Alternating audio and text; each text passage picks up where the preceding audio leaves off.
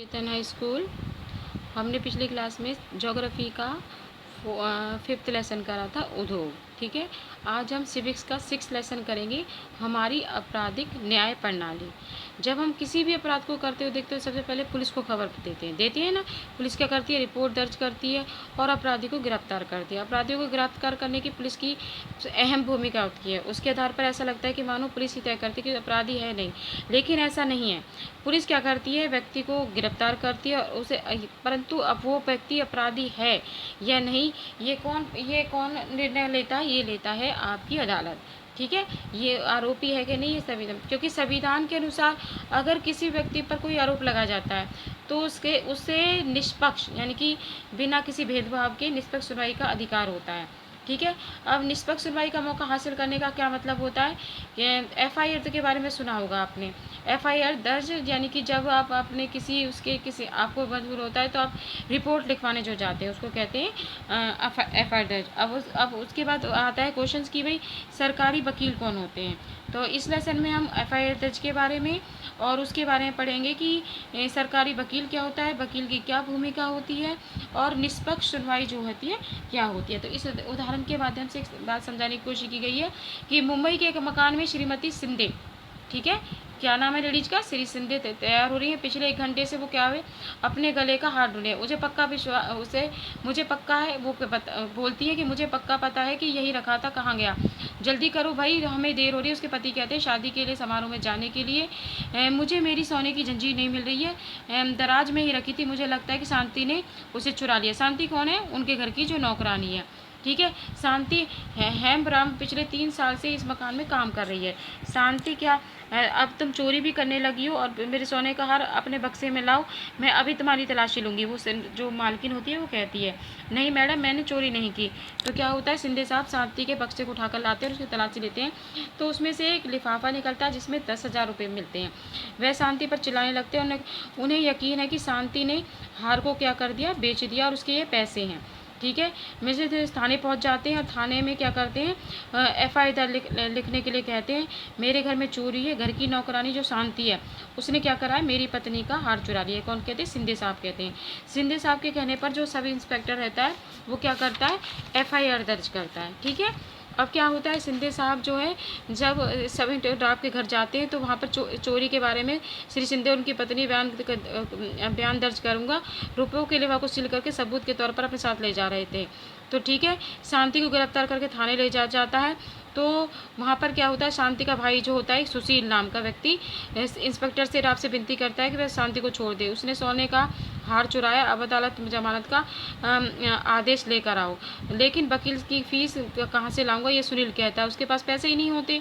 तो sub inspector Rao जो है सुशील को 2 दिन तक हवालात में रखता है। सब इंस्पेक्टर कई कांस्टेबल उससे पीटते हैं और गालियाँ भी देते हैं। वह उस दबाव डालते हैं कि इल्ज़ाम कबूल कर ले, या मानने के लिए कहते हैं कि वह और उसकी बहन ने घरेलू नौकरों के गिरोह पर चलाते हैं और गिरोह के घरों से माल के घर से चोरी करता है। और सिंधु के पड़ोस के गहनों को गायब होने की कुछ शिकायत भी आ चुकी थी। अब सुशील बार बार यही कहता है कि वह निर्दोष है और फैक्ट्री में मजदूरी करता है। 2 दिन पहले ही पुलिस उसे छोड़ देती है। ठीक है, तो पुलिस उसे 2 दिन बाद उसे क्या करती है? छोड़ देती है। अदालत 1 महीने के बाद शांति की जमानत की अर्जी मंजूर कर देती है, लेकिन कोई भी 20,000 रुपये के लिए उसकी जमानती बनने को तैयार नहीं था। नतीजन जमानत के बावजूद वह जेल में ही पड़ी रही। वह गहरे सदमे के हाथ में वह डरी ही थी कि मुकदमे का क्या नतीजा निकलेगा, मेरा क्या होगा? मैंने कुछ गलत नहीं किया, सिर्फ मैडम के शक की वजह से मैं सलाखों के पीछे गई। कौन सोचती है? शांति जो होती है, शांति सोचती है। पुलिस ने मजिस्ट्रेट की क्या होता है कि अदालत के आरोप में दायर किए होते हैं। अदालत की ओर से आरोप पत्र के गवाह को एक नकल की शांति दी जाती है। शांति अदालत को बताते हैं कि चोरी के झूठे इल्जाम से बचने के लिए उसके पास कोई वकील नहीं है। मजिस्ट्रेट जो होते हैं वो दलील सुनकर अधिवक्ता कमला राय जो एक सरकारी वकील है, ठीक है, उसको उसके वकील बनाती हैं। तो उससे क्या होता है कि संविधान के अनुच्छेद 22 के अनुसार प्रत्येक व्यक्ति को वकील के जरिए अपना बचाव करने का मौलिक अधिकार प्राप्त होता है। उसके बाद क्या होता है, अधिवक्ता कमला राय जो कि वकील हैं अदालत में मिलती हैं। यह मेरे मुकदमे के कागज हैं, मेरे मालिकों ने हार चुराने का झूठा आरोप मुझ पर लगा दिया है। कौन थे कहती है, शांति कहती है। उन्हें शांति के बक्से से 10,000 रुपये मिले थे। उन्हें लगता है कि उसने हार बेचकर ही उससे पैसा लिया, लेकिन हम दोनों की बचत का पैसा है। अदालत शांति पर आरोप लगाती कि उसने श्री सिंधे का सोने का हार चुराया और चोरी के हार को बेचकर शांति को 10,000 रुपये मिले हैं, वह उनके पास हैं। मैं निर्दोष हूँ, मेरी सुनवाई हो। ये कौन कहती है, शांति कहती है। सरकारी वकील जो होते हैं राय के मुकदमे हाजिर होता है, उससे श्रीमती सिंधे को गवाह के रूप में पेश किया जाता है। अब बताइए श्रीमती सिंधे हार किस तरह गायब हुआ। मैंने सोने का हार दराज में रखा था, शांति ने चुराया। शांति के अलावा और कोई व्यक्ति मेरे कमरे में नहीं जाता। सिंधे ने उसके संदूक की तलाशी ली, उसके वजह 10,000 रुपये उसके संदूक से मिले थे। इसके बाद अधिवक्ता राय श्रीमती सिंधे से जिरह करती है। तो आप ये कह रही हैं कि आपने शांति को चोरी करते हुए नहीं देखा। नहीं, आपको शांति के पास चोरी का हार मिला। पिछले 3 साल से जब शांति आपके घर में काम कर रही थी, तब कोई भी चीज़ आपके घर से चोरी हुई थी, आप हर महीने 1,000 रुपये पगार भी तो देती रही हैं। अधिवक्ता राय बचाव के पक्ष में गवाह के तौर पर सुनील और उसके मालिक के सवाल पूछती हैं। इन दोनों के बयानों के आधार पर सुश्री राय यह साबित कर देती कि शांति के संदूक में मिले 10,000 रुपये सुशील और शांति की कमाई की रकम है। ठीक है।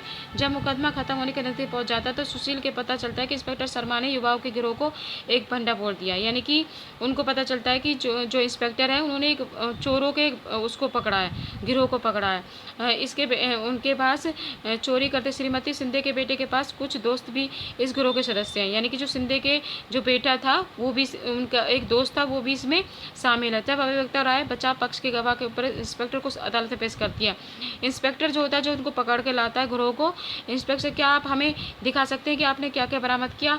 जी हाँ, श्री सिंधे ने बताया कि हार पहचान लिया। तो सिंधे का जो हार था वो भी उन लड़कों के पास मिलता है। ठीक है। उन लड़कों ने अपना इल्जाम कबूल कर लिया और यह हार उन्हीं ने चुराया था। अब जो होती है शांति, जो होती है न्यायाधीश सारे गवाह को बयान सुनते हैं, इंस्पेक्टर बयान, उसे सुनकर अधिवक्ता न्यायाधीश जो सामने दलीलें करती हैं और शांति निर्दोष साबित हो जाती है। शांति आपको चोरी के इल्जाम से बरी किया जाता है। पुलिस ने जो 10,000 रुपये आपके पास से बरामद किए थे वह भी आपको लौटा दिए जाते हैं। मैंने लिखित फैसले से जोर दिया है कि तफसीली इंस्पेक्टर लापरवाही के तौर पर ध्यान दिया जाए। ठीक है। इस घटना के आधार पर आप देख सकते हैं कि पुलिस, सरकारी वकील, बचाव पक्ष का वकील और न्यायाधीश, ये 4 अधिकारी आपराधिक न्याय व्यवस्था में मुख्य लोग हैं। ठीक है। तो आपने इस उदाहरण के माध्यम से ये सोचा है कि किस तरह से जो पुलिस होती है किस प्रकार अपराधी को पकड़ती है और किस तरह से गवाह पेश किए जाते हैं और सरकारी वकील क्या होता है। नेक्स्ट जो है हम पढ़ेंगे कि अपराध की जांच करने से पुलिस की क्या भूमिका होती है। यहाँ तक आपने पढ़ा कि भाई पुलिस किस तरह से पकड़ती है। ठीक है। आज के लिए इतना ही, नेक्स्ट अगली क्लास में करेंगे।